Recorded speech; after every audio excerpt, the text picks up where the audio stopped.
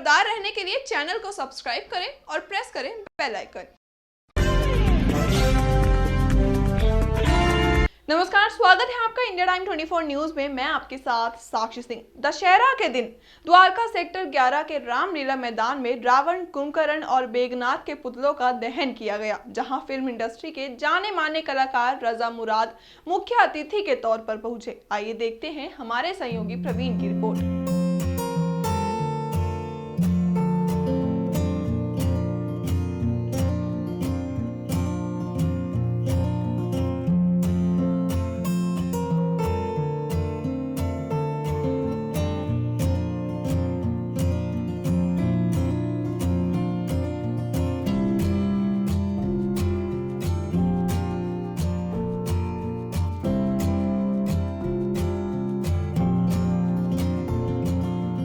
नमस्कार, आप देख रहे हैं इंडिया टाइम 24 न्यूज। आपके साथ मैं हूं प्रवीण और आज हम पहुंचे हैं सेक्टर 11 की रामलीला में, द्वारका में, जहां रावण दहन का आज कार्यक्रम रखा गया है दशहरा के मौके पर और पूरा मैदान भीड़ से ठसाठस भरा हुआ है। मेरे राइट साइड में आप देखेंगे, मैं अपने कैमरामैन से कहूंगा हमारे राइट साइड में दिखाए कि जहां तक आपकी नजर जाएगी वहां तक सिर्फ आपको भीड़ की भीड़ का मंजर नजर आएगा।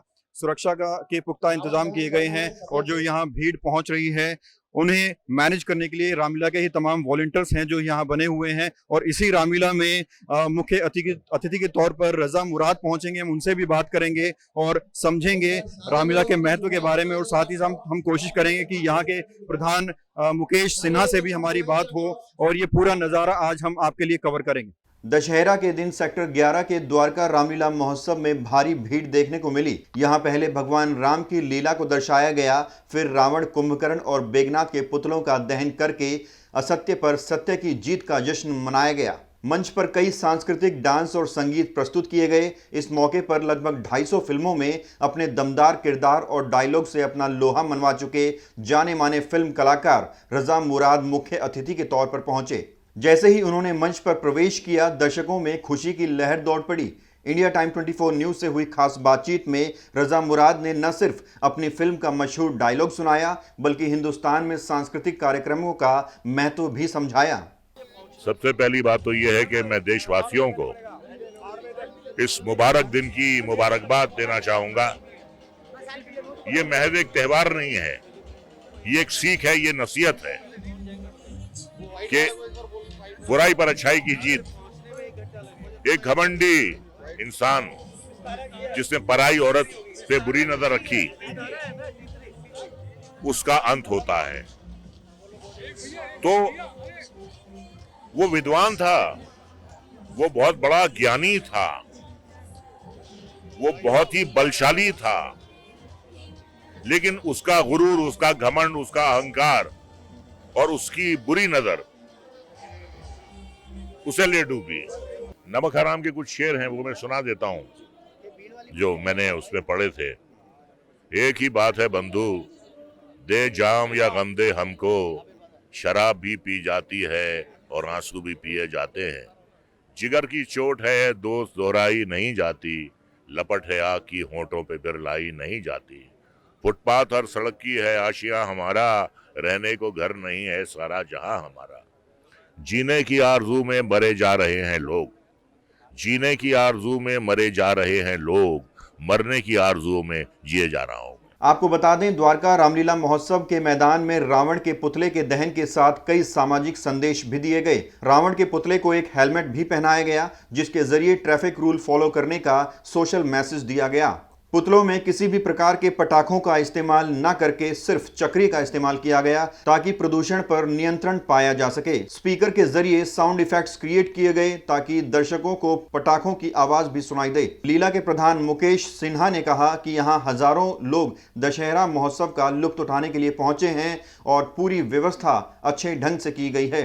देखिए, इस रामलीला में खास है आज के दिन जो एक रावण दहन हम कर रहे हैं, जो आपने देखा होगा ट्रैफिक पे काफ़ी पेनल्टी लगने लगी है अगर आप रूल तोड़ते हैं। तो हमने एक पुतला बनाया है, आप देख सकते हैं, जिसमें एक पुतले को हमने हेलमेट पहना रखा है और सावधानी, और उसमें 15,000 रुपये का पेनल्टी लगा रखा है कि मैसेज देना चाहते हैं कि भाई अगर आप रूल ब्रेक करोगे तो आपको इस तरह की पेनल्टी बियर करनी पड़ेगी। और उसके साथ साथ आप देख सकते हैं कि 3 हमने पुतले यहाँ पे रावण और कुंभकर्ण और मेघनाथ का लगाया है और इल्यूमिनेटेड भी है। अगर आप देखेंगे तो उसको हमने इल्यूमिनेट भी किया है। और हमारे चीफ गेस्ट रजा मुराद जी आए हैं और मैथिली ठाकुर हैं जो गेस्ट ऑफ ऑनर है, और ये कुछ ही मिनटों में ये पुतला का दहन किया जाएगा। यहाँ मंच पर तमाम सिंगरों और मेहमानों को मोमेंटो के साथ सम्मानित किया गया और उनके टैलेंट की प्रशंसा की गई। बढ़ती भीड़ के मद्देनजर यहाँ पुलिस के सैकड़ों जवानों की तैनाती देखी गई, तो वहीं रामलीला के वॉलंटियर्स ने भी मोर्चा संभाला हुआ था। इसी बीच हमारी बात कांग्रेस के राष्ट्रीय प्रवक्ता आलोक मिश्रा से भी हुई, जिन्होंने इस रामलीला की जमकर तारीफ की। आज जिस तरह से असत्य के ऊपर सत्य की विजय का त्योहार है, और इसी तरह से पूरे देश में भी असत्य के ऊपर सत्य की विजय हो, ऐसी हम प्रभु राम के चरणों में शीश झुकाकर कामना करते हैं। रामलीला के एक सहयोगी मनोज गुप्ता ने दशहरा ग्राउंड में पूरी व्यवस्था का जिक्र करते हुए कहा कि कई वर्षों से इस मैदान में श्री राम की लीला का मंचन होता आ रहा है। देखिए, जो दशहरा आज यहाँ पर मनाया गया है, रावण का दहन हुआ है। पिछले 10 दिन से यहाँ कार्यक्रम चल रहा है, रामलीला यहाँ पर की जा रही है। और मैं आपको बता दूँ 17 साल हो गए हम लोगों को, पूरी टीम के साथ हम लोग यहाँ काम करते हैं। और आज आपने देखा, आप शुरू से कवर कर रहे हैं, सारा मैनेज था। जितने भी हमारे वॉलंटियर हैं, दिल्ली पुलिस के साथी हैं, और जितने भी इस रामलीला कमेटी से जुड़े हुए लोग हैं, वो लोग यहाँ पर बहुत ही ईमानदारी से मेहनत करते हैं। और उसी का नतीजा है कि आज इतने सुंदर तरीके से रामलीला का मंचन हुआ और रावण का यहाँ पर दहन हुआ। इसी रामलीला के कुछ कदमों की दूरी पर सेक्टर 10 की रामलीला में प्रधानमंत्री नरेंद्र मोदी पहुंचे थे, जहां भारी जनसैलाब देखा जा सकता था। लेकिन बावजूद इसके सेक्टर 11 की रामलीला में भी कैपेसिटी से ज्यादा लोगों ने पहुंचकर ये सिद्ध कर दिया कि भीड़ का आधार राजनीति पर नहीं बल्कि भक्ति और आस्था पर टिका होता है। तो अभी लेंगे एक छोटा सा ब्रेक, और ब्रेक के बाद आपको दिखाएंगे कि हिंदुओं के मुख्य पर्व दशहरा पर कैसे एक मुस्लिम एंकर ने सभी को एक सूत्र में बांध दिया और भाईचारे की एक नई मिसाल पेश की।